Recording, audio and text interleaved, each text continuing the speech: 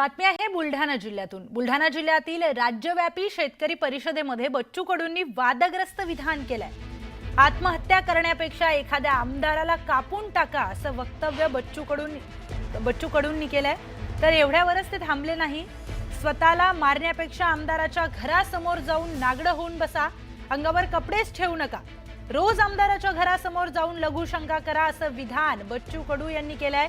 त्यामुळे राज्यामध्ये पुन्हा एकदा शेतकऱ्यांच्या प्रश्नावर बोलताना त्यांनी संताप व्यक्त केला।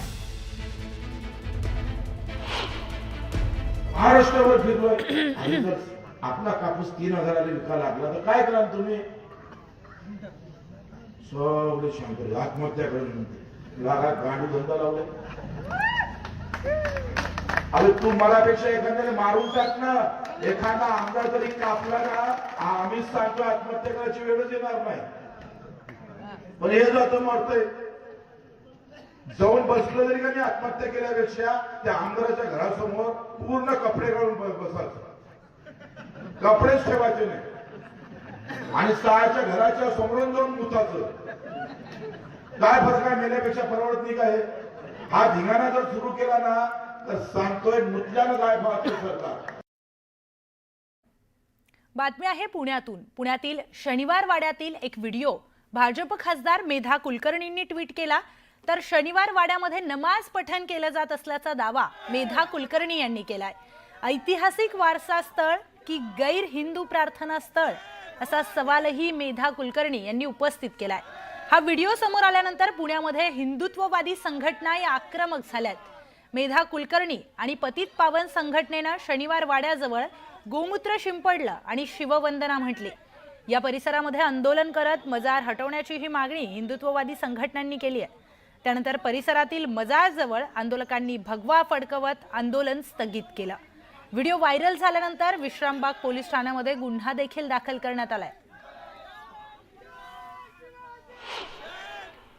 जर का आपल्या ऐतिहासिक वास्तूंमध्ये कित्येक ठिकाणी आपण पाहतो की कबरी बांधलेल्या आहेत, कित्येक ठिकाणी नमाज पडतात आणि मग असं हळूहळू करून त्यांची ती जागा वक्फ म्हणून डिक्लेअर करतात।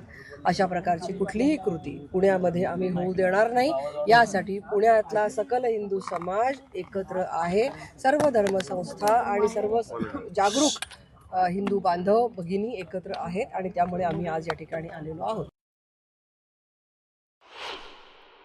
अनधिकृतपणे थडकं पण आहे, गेले 20-25 वर्ष आले ते थडकं तिथं आहे। 10 ते 12 वर्ष आले पतित पावनच्या मार्फत सकल हिंदू समाजाच्या मार्फत आम्ही त्याचा पाठपुरावा करतोय। आर्किओलॉजिस्ट डिपार्टमेंटमध्ये त्याचे पत्रव्यवहार करतोय, परंतु ती काढली जात नाही। येणाऱ्या 8 दिवसात जर ती मजार काढली जाणार नाही, काढली गेली नाही तर पतित पावन व सकल हिंदू समाज याच पद्धतीने आणखीन तीव्र स्वरूपात आंदोलन करेल। तर राष्ट्रवादीच्या नेत्या रुपाली पाटील यांनी मेधा कुलकर्णीवर टीका करत गुन्हा दाखल करण्याची मागणी केली आहे। मेधा कुलकर्णी सातत्याने वाड्यामध्ये भगवा रंग, हिरवा रंग या सगळ्या गोष्टी करतायत। त्यामध्ये ऐतिहासिक कोणते पुरावे आहेत नाही आहेत। अचानकपणे ऐन दिवाळीमध्ये या तिथे येणार आणि म्हणणार की आम्हाला इथे भगवा रोवायचा आहे, आम्हाला ही मजार काढायची आहे। तर या खासदार बाईंच्या या कृत्याला तातडीने आळा घालणं गरजेचं आहे। हिंदू मुस्लिम मध्ये तेढ निर्माण करणाऱ्या, सामाजिक परिस्थिती खराब करणाऱ्या या मेधा कुलकर्णी ताईंवर तातडीने गुन्हे दाखल झाले पाहिजेत।